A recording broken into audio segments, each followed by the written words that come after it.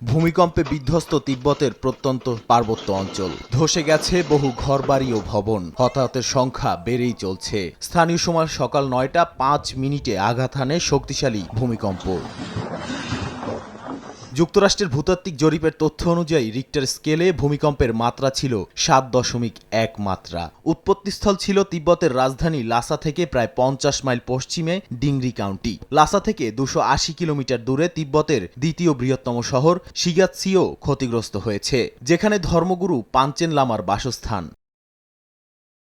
ভূমিকম্পের পরে সকাল ১০টা পর্যন্ত একাধিক আফটারশকে কেঁপে ওঠে তিব্বত।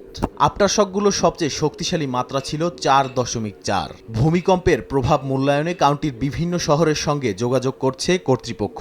তিব্বত অঞ্চলের পাহাড়ি এলাকায় প্রায় ৬২,০০০ মানুষের বসবাস। ৫ বছরে ২০০ কিলোমিটার ব্যাসার্ধের মধ্যে রেকর্ড করা সবচেয়ে শক্তিশালী ভূমিকম্পটিতে কেঁপে ওঠে চীন, নেপাল, ভারত, ভুটান ও বাংলাদেশও।